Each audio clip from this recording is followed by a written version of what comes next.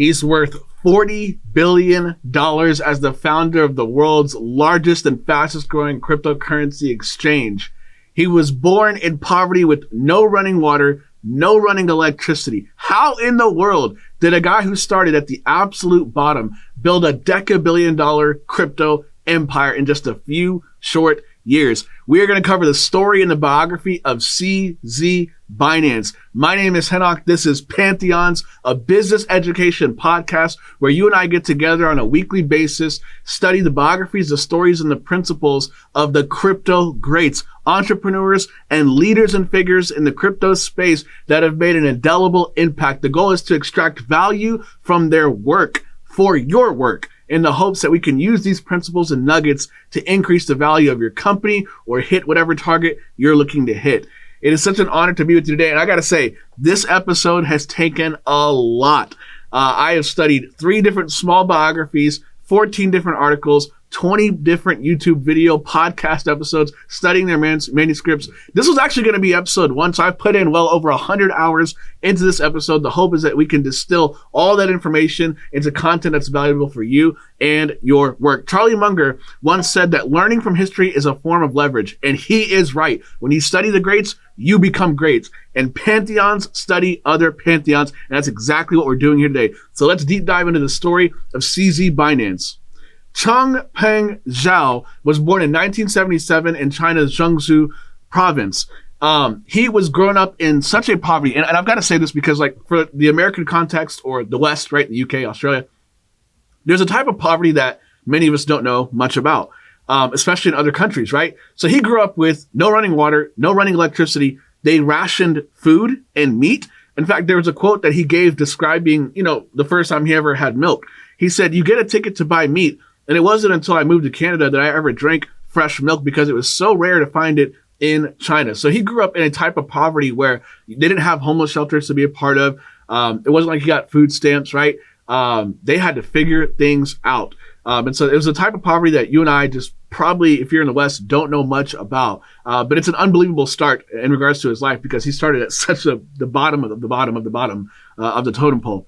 Both of his parents eventually became educators, but the Cultural Revolution in China at that time pushed his family out of China. So let me give you a quote from the biography. The Cultural Revolution ended following the death of Mao Zedong, and the country was mired in poverty and famine. Everyday citizens were regularly punished for perceived ideological crimes. CZ's university instructor father, Shen Kai, was branded as a pro-bourgeois intellectual and exiled to a rural area. CZ's dad left China to pursue a doctorate at the University of British Columbia in 1984, and the rest of his family joined him in Vancouver in 1989 after the protests in Tiananmen Square. Tiananmen Square is the story of a very, very dark moment in history, particularly June the 4th, 1989. At this point, students from universities, individuals who would be considered more liberal in their leanings, more Western in their thinking, were beginning to protest. They began to engage in hunger strikes. They began to leverage the media and the press and protests to grab the attention of the government. They wanted to see regime change. They wanted freedom of the press, freedom of speech. They wanted to experience what many of us here in the West take for granted. And on June the 4th, the government said enough. And they were not interested in negotiations. They were not interested in changing how things were being run in that country. They surrounded Shanghai with 200,000 soldiers. And that night, June the 4th, one of the darkest nights in history, the government turned on its own people and began to slaughter them. I'm going to read a quote from Li Lu. He's the founder of Himalaya Capital, a man that Charlie Munger entrusted tens of millions of dollars into, and he turned that tens of millions of dollars into hundreds of millions of dollars over time. But Li Lu actually was in Tiananmen Square. He was actually there in his 20s, I believe, in his youth. At that time, during this time. So before Li Lu ever came to America, he describes what he experienced and what he saw. So let me read you his quote. It's riveting. Television, radio, and ubiquitous loudspeakers all kept repeating, "Citizens of Beijing, stay in your homes tonight. Students, return to your colleges. The army is going to clear out Tiananmen Square tonight. Citizens of Beijing, stay in your homes tonight." I saw the army start to march towards the square. People tried to stop them with their bodies. Soldiers pushed their way forward, bayonets raised. A girl student from Beijing University went up to the soldiers and said, "The students aren't rioters, but patriots." A soldier thrust his bayonet into her chest, and she fell down dead. People ran over to her. The tanks kept coming and opened fire. Everywhere people were dropping. People could not believe that the government could shoot at its own people. The tanks never stopped, and they ran over the bodies. The soldiers were mad. They killed whoever was in their way. Hundreds of armed soldiers charged the crowd. Gunshots created chaos. The north side of the square was a sea of fire. Dozens of tanks entered the square. All the tents were being smashed underneath them. There were still hundreds of people in them. They had gone to sleep, thinking the worst would be that the police would haul them onto a bus and send them back to college. And now they were being ground to pieces. People shouted names, parents trying to find their sons and daughters. It was in that context. And remember, CZ's parents were university educators. And it was believed that these educators were leveraging the youth and the courage and the bodies of these students to be their vocal mouthpieces on behalf of the rest of the country. And so these university professors were exiled. They were ostracized. Some were imprisoned, even killed. And so they, CZ's dad at this point had already left the country, moved to Canada to get his PhD, but his mom was still in China. And so CZ and his mother knew they needed to escape. I'm going to give you a quote straight from CZ's mouth on his experience during that Tiananmen Square summertime. He says, on August the 6th, 1989, my mother and I left China and emigrated thousands of miles away to Canada. For those who knew Chinese history, this is 2 months after the events of June the 4th, 1989. I was 12 years old.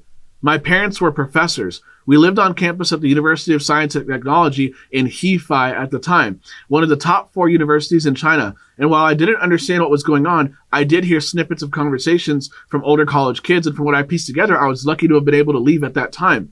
It normally took 4 years to get a passport. And it would have taken another 2 to 3 years to get a Canadian visa if we were lucky. But due to the incident, the Canadian embassy opened up and gave us visas quickly. I remember the line outside the Canadian embassy was 3 days long. We had to take shifts at night to keep our position in the queue. It changed my life forever and opened up endless possibilities for me. He grows up in utter destitute poverty. He is underneath the iron fist of a regime that is crushing its own people. He flees China, runs for his life the summer that the Tiananmen Square incident took place in China. And they don't know how many people, how many students, how many kids were slaughtered by their government. Some say estimates could be 400 people were killed. Some say that it could have been 10,000 people were slaughtered that night. But CZ and his mother fled, waited in line for 3 days, overcame every obstacle and barrier, and got to Canada to join his father. When he got to Canada, they put CZ right to work, and it's because he had to. Coming from utter poverty, they had nothing that they brought with them to Canada. Let me read you a quote from the biography in regards to what CZ had to do at the age of 14. At the age of 14, CZ got his first job as a newspaper delivery boy, and then as a teenager, flipping burgers at McDonald's for 2 years. And then after that, he worked overnight shifts at the Chevron gas station. We can deduce from the life of CZ that from its early days, he experienced struggle, strife, issues, problems. He did not have it easy. And even when he got to Canada, even when he got to North America, he was having to put his family on his back and help provide. His mother was sewing. She was a sewer. That was all she could bring to the table to bring some sort of income to this household that was living in, North American poverty at this time after escaping Chinese poverty. And so he's flipping burgers. He has just the most humble start. But he's grinding through high school. And then we move on to his college years where something profound happened to CZ. He read a book that maybe you've read before, Rich Dad and Poor Dad. And this book had an indelible impact on his life. Let me give you a quote straight from CZ on his experience with this book. He said, "My father was always a bookworm and an academic, and he always taught me to go to work hard, to get a decent job. And both my parents had that kind of mentality. They're not into business. And after I read Rich Dad, Poor Dad, I started thinking, maybe I want to own a business. It wasn't so much that I have to be the CEO, but it was just creating a business that was kind of intriguing." Now, this reminds me of a Warren Buffett quote. Warren says this: when I got out of college, one of my best friends was a terrific talent, and he went to work in the steel business. He did okay, but it was the wrong business to be in. It's very important to be on the right train. You want to get on a train that's going 90 miles an hour, not one that's going 30 miles an hour and you're going to push it along a little faster. So it really does make a huge difference. There are some businesses that have inherently far more opportunity than others. So you want to give a lot of thought to which train you're getting on. CZ says to himself, I don't want to get on the train that leads to me being an employee, helping to increase the value of the asset that somebody else owns. CZ reads the book, Rich Dad, Poor Dad, understands the value of owning the business, owning an asset, and increasing that asset's value with the hard work he begins to put in. So a huge part of the success that CZ had when we're looking at the story of Binance is it's not the fact that he was just a business owner. He was, and that's unbelievable. He owned a business. He owned the asset. But he wasn't just in any old business, right? He was in a 90 miles per hour business, if we want to use that Warren Buffett quote. He was in the tech business. He wasn't just in the tech business. He was in the crypto tech business. And not even just in the crypto tech business. He was in the early days of the crypto tech business. All these details conspire together to give CZ unbelievable, unfathomable leverage in the growth and the success of his startup. But before we get to the launching of Binance, his crypto startup, we need to take a look at what he did in college. He dropped out, like so many of the pantheons that we study. He dropped out of college. He was actually an intern at a Tokyo exchange and decided, you know what, I'm going all in, and decided to work there full time. After that, he landed a job in New York City as a software developer for Bloomberg Trading. He was actually described to be a hard worker, extremely proficient. At the age of 27, he'd already been promoted 3 different times in less than 2 years. He was managing a team in New Jersey, London, and Tokyo. And here's a description that the biography gave in regards to his career at this time. CZ grew more agitated as he realized there's so much more he could do and accomplish. In 2005, he quit Bloomberg, moved to Shanghai, China to start a fintech company called Fusion that he co-founded with 4 other people. So what's interesting about this time, if you know anything about the tech industry in the early 2000s, in 2005, the Chinese fintech business industry was booming. It was exploding. It was the reason why CZ decided to go back home. Go back to China, go back to the country that he once fled. And this is a quote straight from his mouth. He says, I was taught to go where the growth is, not where things are already established. So we see this in the lives of many entrepreneurs, right? If you want to be a part of the entertainment industry, maybe you should move geographically to Hollywood, right? Where you can have connections to all kinds of people that are in that industry. Or maybe if you're in the USA and you want to be connected more deeply to the crypto industry, you move to Miami, all right? Or Dubai, the crypto capital of the world. If you want to be a part of the financial services sector, maybe you move to Manhattan or London, the financial epicenters of the world. The point is, CZ moved geographically to where the growth is. We saw this actually in episode 1 of Pantheons, the story of Brian Armstrong and the founding of Coinbase. He realized he wanted to lead a fast-growing tech company. He said to himself, why am I in Buenos Aires when I should be in Silicon Valley? He moved geographically, and obviously the rest is history. He built a $48 billion empire. You should go back and listen to episode 1 of Pantheons, the story of Brian Armstrong and the founding of Coinbase. But 2005 was great. He spent the next 8 years thereafter being a part of these tech companies and building. But 2013 is when his life completely changed. At a late night poker game, he was playing poker in 2013. China's Bitcoin evangelist, Bobby Lee, and a U.S. educated Chinese venture capitalist, Ron Kao, introduced CZ to Bitcoin. They introduced him to cryptocurrencies.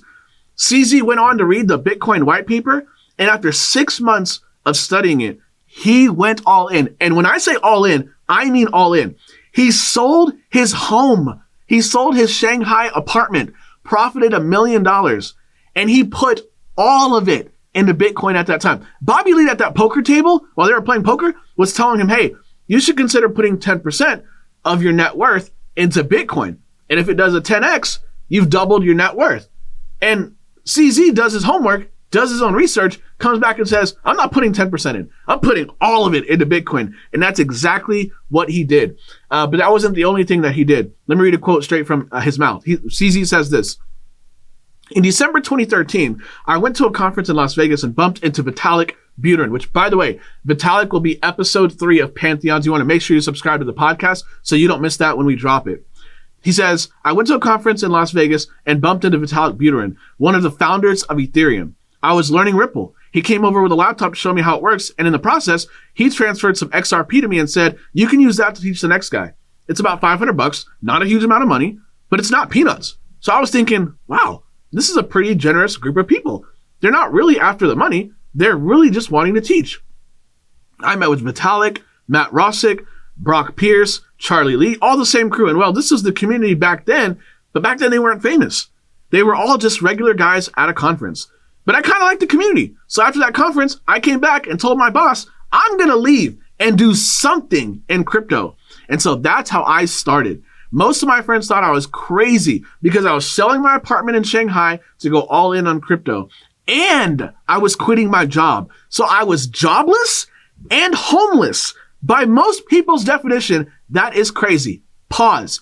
CZ, that is crazy, my guy. That is nuts. Let me move on to what his mother said about him. CZ says this. My mom said things like, you stupid kid. Why couldn't you be like other people and get a nice job in corporate?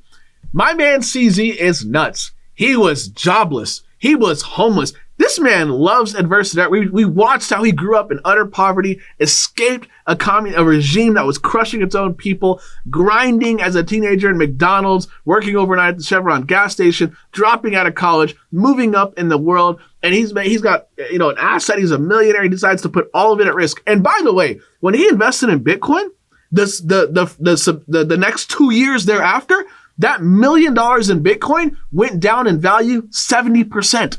70%. Could you imagine putting all of whatever your net worth is, all of your net worth into this asset that you're believing in, you're going all in, and over the coming 2 years, it goes down 70% in value.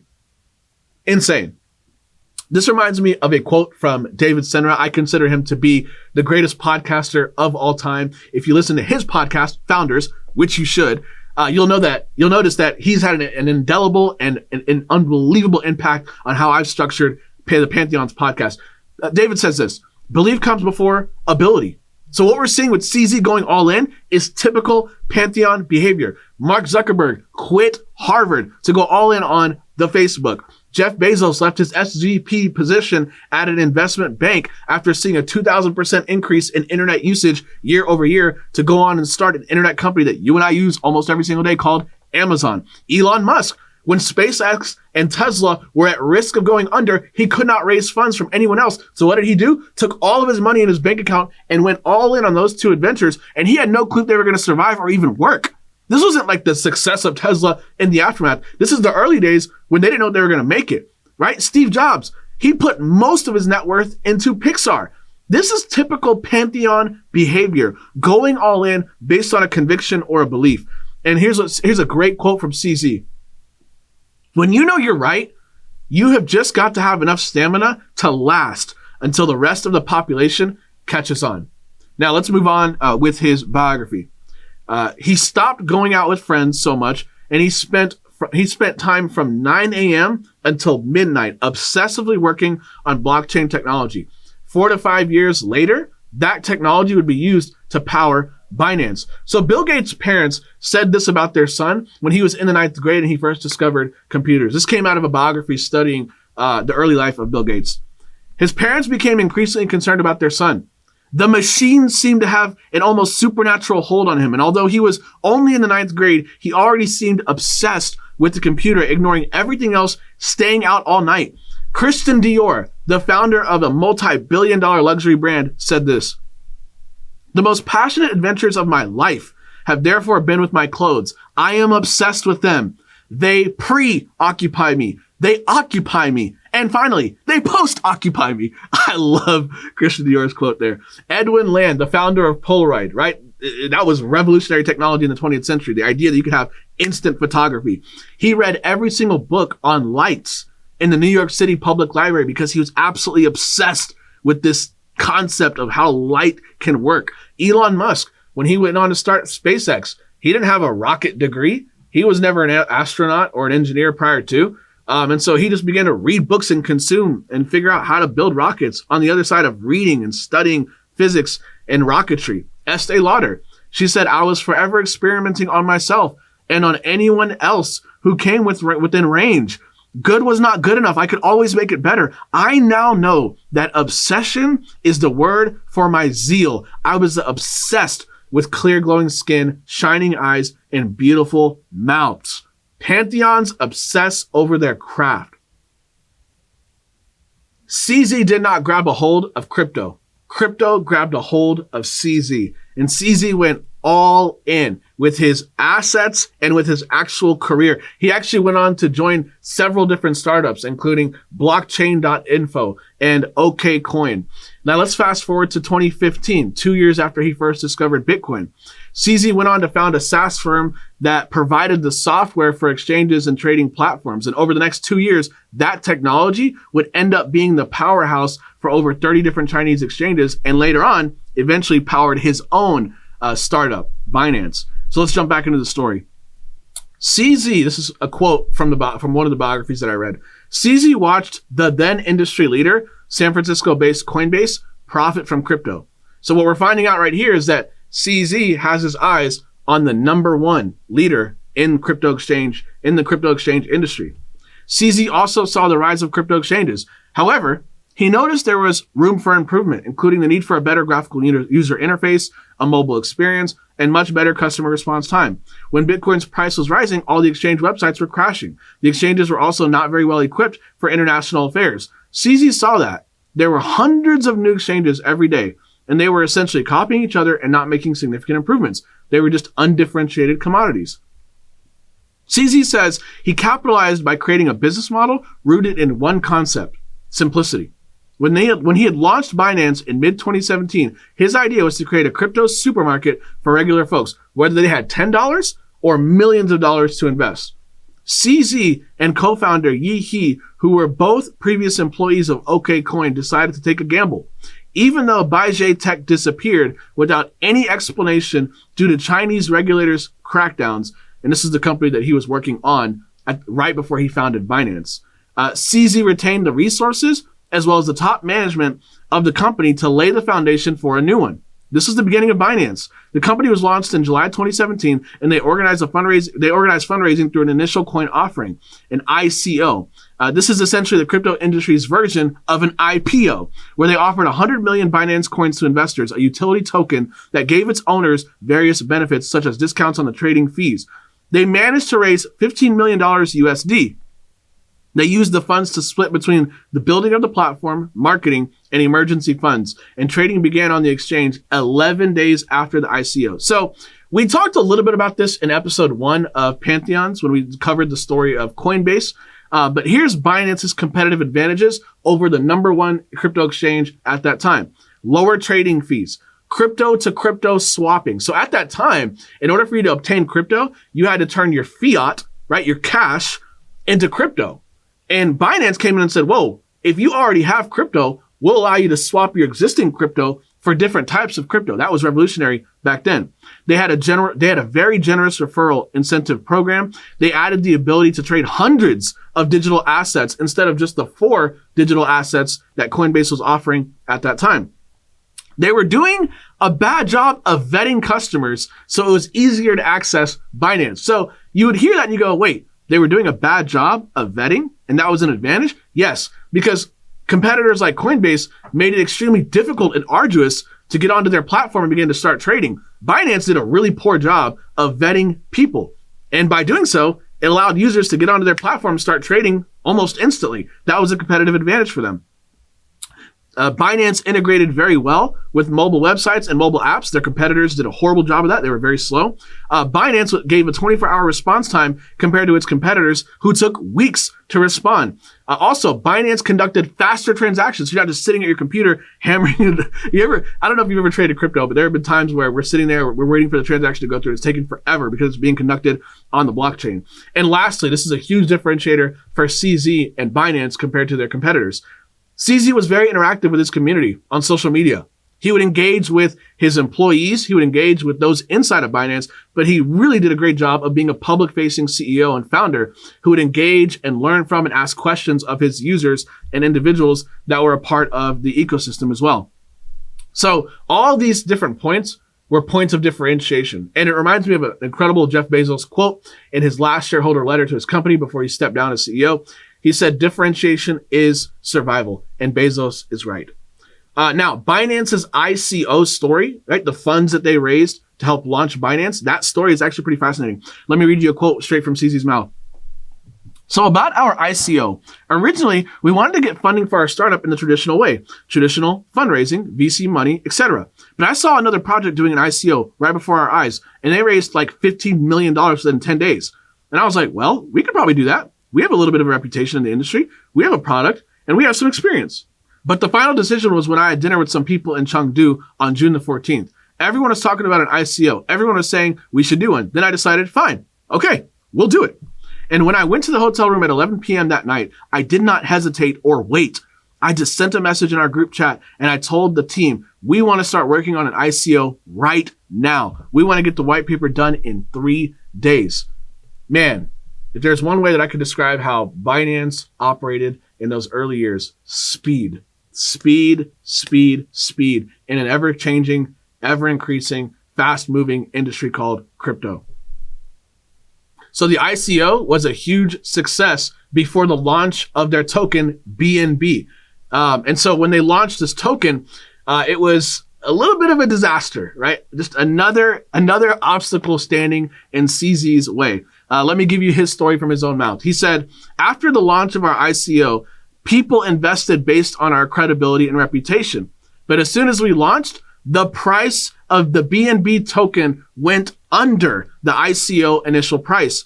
They trusted us with their money. We could not do that to them. We tried listing more coins. We tried getting more users on the platform. We were doing more promotions. We were doing trading campaigns. We tried everything. And my thoughts at the time were, we have just got to keep building. We've got to get users faster and faster so that we have a successful business so that the value of the coin can go back up.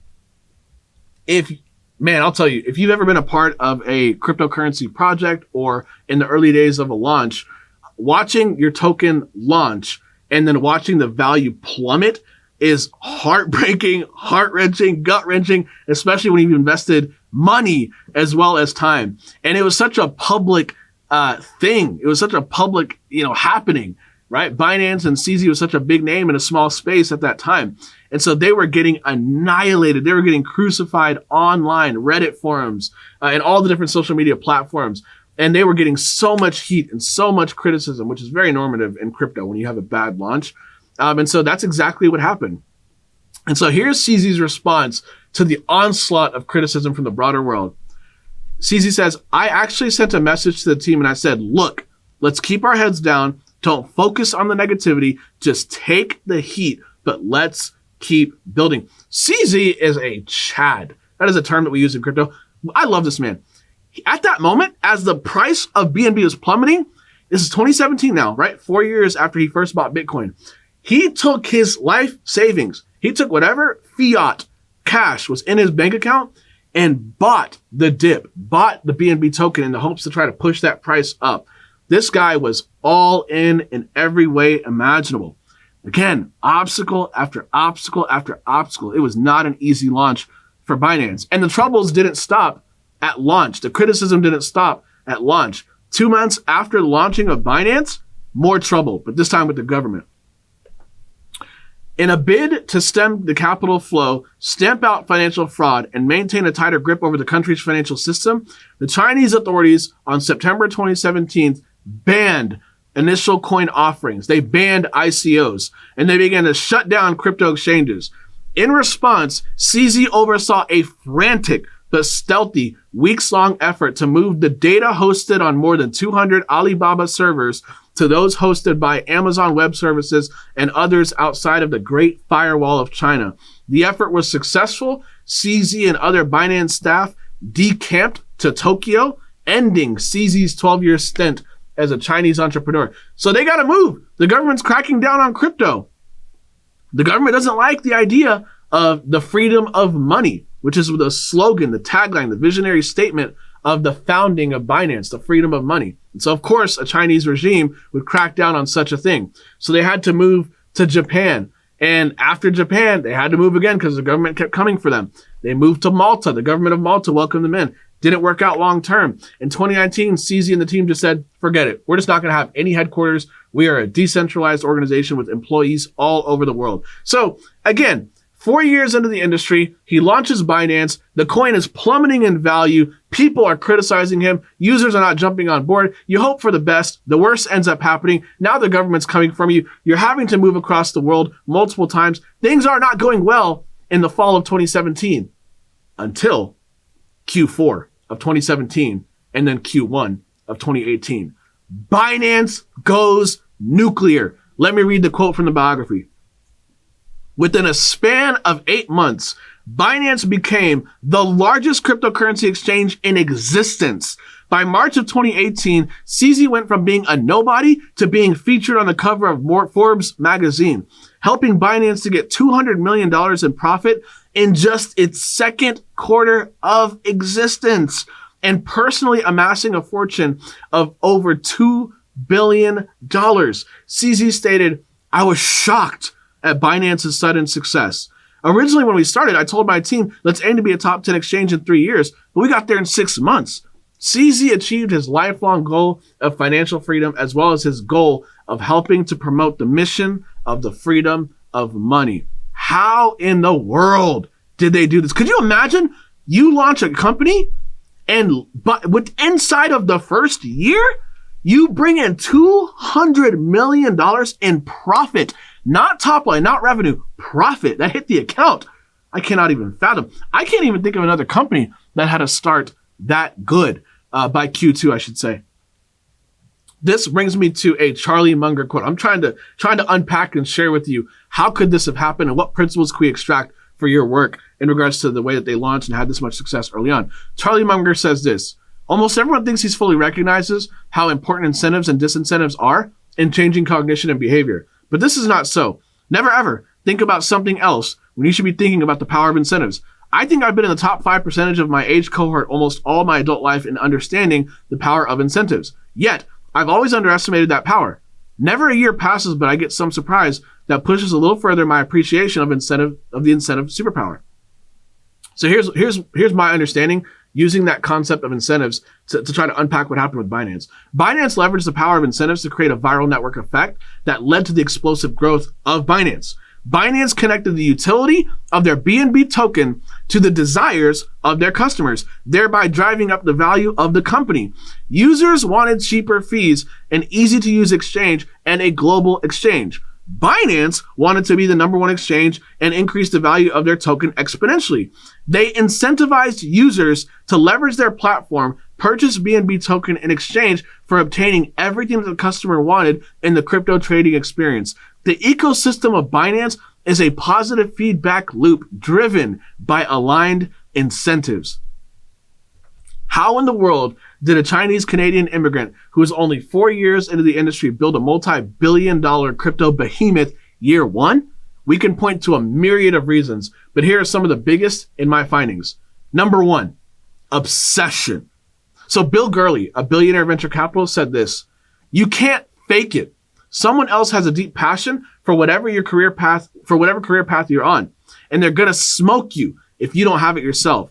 So if you remember episode 1 of the startup of Coinbase and Brian Armstrong, you know that by year 5, they began to rest on their laurels just in time for Binance to show up and take their lunch from them. They had a lot of success. Coinbase had a lot of success for years up until that point. And they began to just relax a little bit, take their foot off the gas. But CZ's passion, Binance's passion, allowed them to supplant the number one exchange in that industry. Yvon Chouinard, the founder of Patagonia, has a great quote. He says, "If you want to understand the entrepreneur, study the juvenile delinquent. The delinquent is saying with his actions, 'This sucks. I'm going to do my own thing.'" So David Ogilvy, which he led one of the greatest advertising agencies on earth, Warren Buffett quotes him a lot in shareholder letters. So if he's good enough for Warren Buffett, he is certainly good enough for you and I. David Ogilvy says this: "Talent, I believe, is most likely to be found among nonconformists, rebels, and dissenters. So I believe the number 2 reason why Binance had such an unbelievable amount of success so early on, yes, obsession, but number 2, CZ was a rebel, a nonconformist, and a dissenter.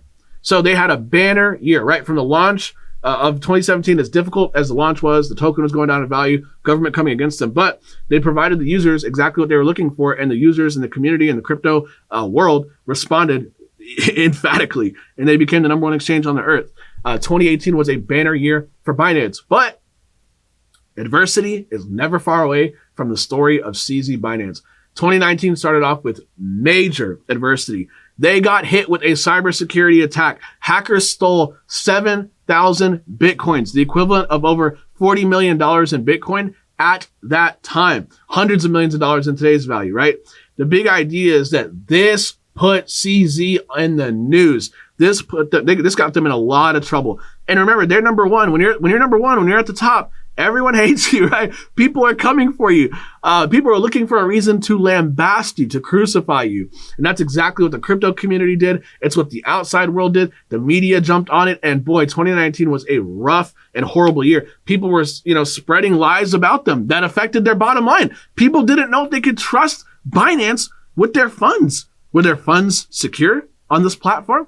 Would I get hacked again if I use crypto on your platform? These are the questions that users were asking at that time. Here's how CZ responded to that hack. After that security breach, security infrastructure became super high priority. So basically CZ at this point freezes all trading, which is a significant step in the life of its business, because now they're effectively losing, bleeding money to fix this problem. Here's what CZ says. We did almost 6 months of security work within 1 week. No one slept. Everyone was working and everyone was busy. 2019 was a rough year, but they eventually recovered. 2020 was an unbelievable year for all of crypto. They kept growing. 2021, yet another unbelievable year as new all-time highs were made for all of crypto. And then in 2022, CZ finally decided to headquarter in Dubai, where there was basically zero crypto regulations from the government. And then 2023, that was a brutal year for the crypto markets in general. 2022 was really rough. 2023 was tough as well. But also for CZ personally, if you know the story, CZ, faced the U.S. government. The SEC began to levy charges. Court proceedings happened. And by early 2024, CZ has been found guilty. At the time of this recording, CZ is actually in prison. They just moved him from prison to house arrest. We anticipate him, being released in the weeks ahead. But it's been a rough year for CZ as he's had to step down. And there's a lesson there, right? This podcast, Pantheons, covers the climb from the bottom to the top. So I'm not going to spend too much time on, the fact that he was incarcerated, but he cut corners. They made mistakes. They made some serious mistakes over at Binance, and he had to pay the price, both financially and in terms of him being imprisoned as well. But this was the story. This was the climb. This is the Pantheon story of CZ Binance, coming from utter poverty to building a Deca billion-dollar company. So let's cover some quotes about CZ and some quotes that come straight from his mouth to describe the success that happened over at Binance. This quote comes straight from the biography. CZ was known for his approachability, transparency, and fostering a culture of open communication within the company. He actively engaged with the crypto community through social media, addressing concerns, sharing updates, and soliciting feedback. The direct interaction with its users contributed to a sense of community and trust around the Binance brand. So CZ always talked to his people. And Brad Jacobs, a billionaire tech entrepreneur, said this quote, and I found it super helpful. He said, "When we buy a company, we discovered that the frontline employees, middle managers, and even some senior executives have never been asked, what would you do to improve the company? Why are you not asking them that? Of course you should ask them that." This is common Pantheon behavior. Sam Walton, he would engage in people who are cashiers, people who are grocering bags, people who are cart pushers at the front door of Walmarts to learn from them. Hey, how can we make Walmart better? Jeff Bezos was known in the early days of Amazon for taking customer service calls. Jim Casey, the founder of UPS, would be driving down the road. He would randomly see one of his employees, in the brown truck delivering a package. He would stop them in the middle of the road and ask them, hey, how can we improve this company? This is common and normal Pantheon behavior. Let me read a quote straight from CZ's mouth. He says, "There is no overnight success. Luck is built over the long run, a little bit at a time and consistently. This reminds me of a quote from James Dyson, the founder of Dyson Vacuums.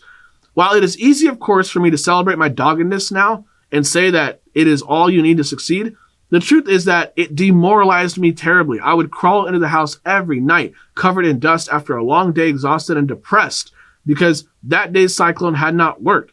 There were times when I thought it would never work, and then I would keep on making cyclone after cyclone, never going forwards, never going backwards until I died. This man is saying, I was depressed. I didn't think I would ever make it. James Dyson's story is unbelievable. I don't even know that I would want to live this story. For 15 years, he devoted his life to creating a brand new vacuum. The vacuum that you and I are using in our homes, or someone is using, to clean our homes with right now, is a vacuum that was inspired ultimately by his work decades ago. And now he's profiting billions of dollars every single year, but he had to go through the pain of 15 years of struggle, of pain, of lawsuits, of issues and problems to get to that moment. 15 years.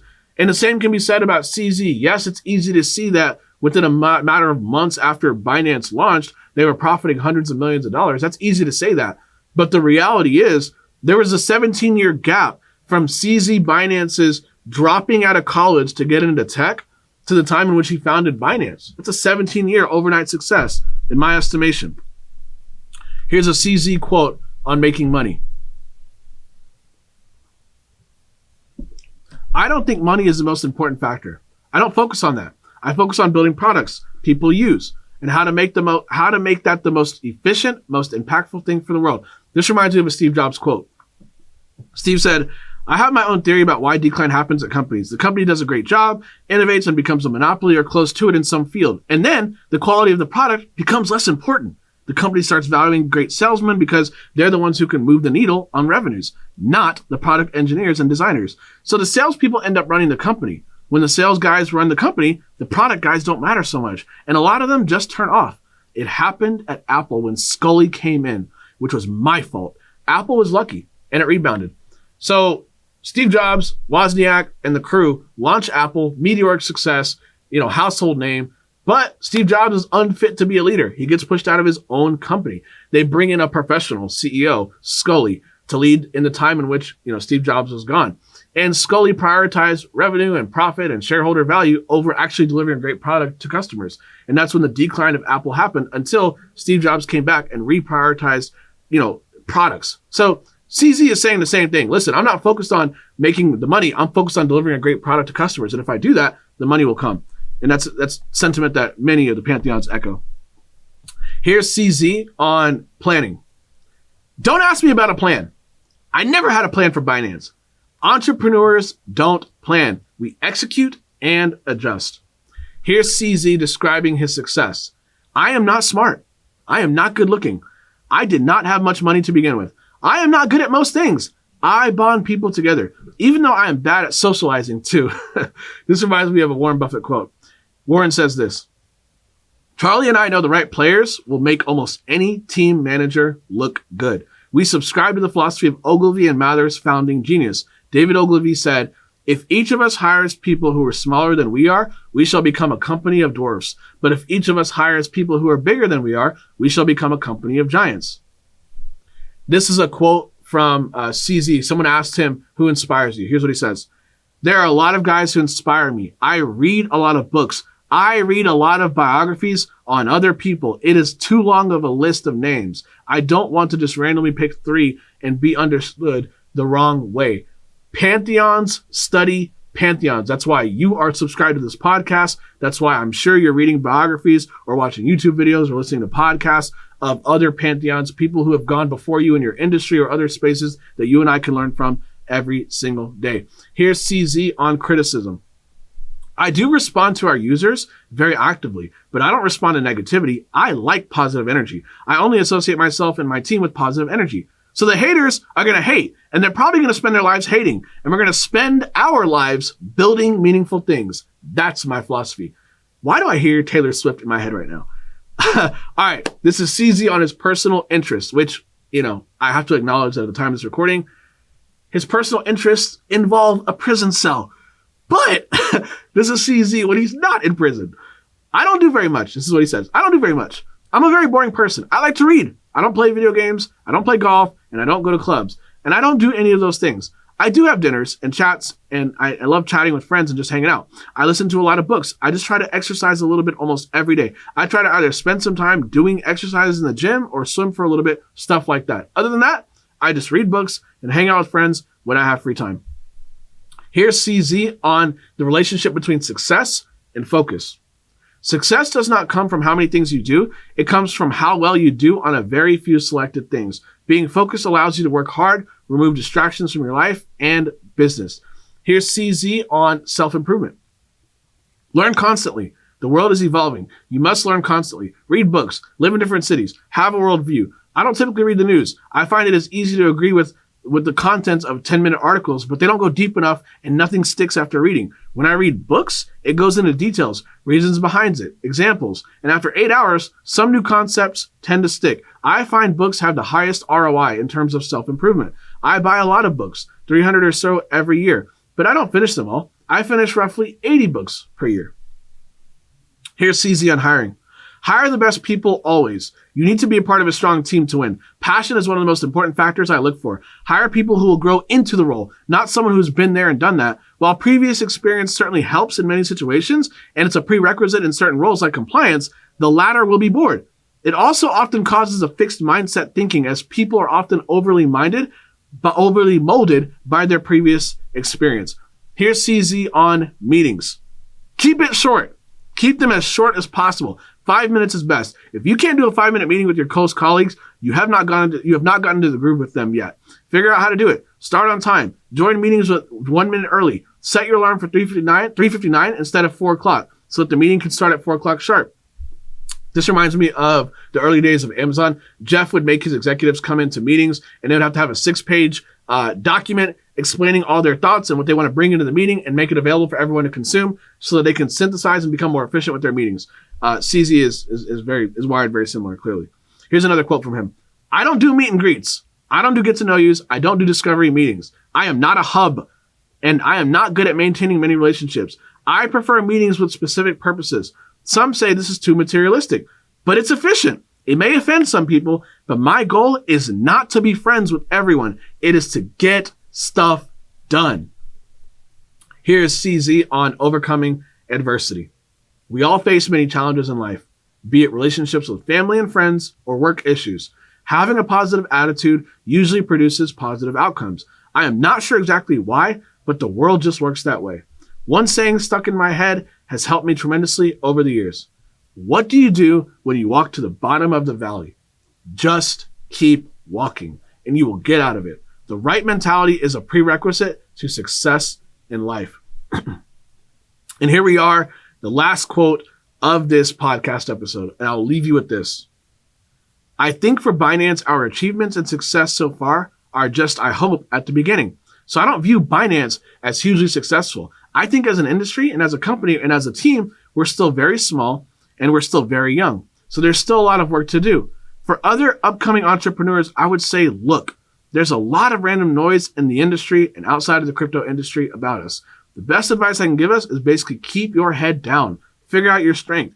Use your strength to build a product that other people will use. As long as other people use your product, then your product has utility value. Just keep your head down and keep adding value. That's the best advice I can give. Ignore all the other noise. In this industry, we can't afford to be complacent and settle for just good enough. You have to be quick on your feet, observe market environments and user needs, and identify opportunities to create unique experiences. That's how we managed to weather several crypto winters and build an entire ecosystem that includes the world's largest crypto exchange over the years. This mindset has inspired our ethos and is crystallized in 2 words: keep building. And that is CZ Binance and the story of Binance. Just a reminder, you can follow on social media at Pantheons Pod. There's an S at the end of Pantheons, P-O-D. If you found the episode to be helpful, it would mean a lot to me if you would share 2 things that happened when you began to share. Number 1, This is high value, right? Over 100 hours of research packed into just under an hour of value so you can use it for your work. I'm sure whoever you send it to would really appreciate that. And also number two, it's a great way to help me out, okay? There are no advertisements. There's no one sponsoring this. I'm sponsoring this. This is money coming out of my pocket, the team, the equipment, getting this out there for you to consume. And hopefully it's providing value for you and your work. So it would mean a lot to me if you could share this with as many people as you think would find it helpful. Thank you so much for listening. Thank you for watching if you're watching online. I cannot wait to see you on social media. Until next time.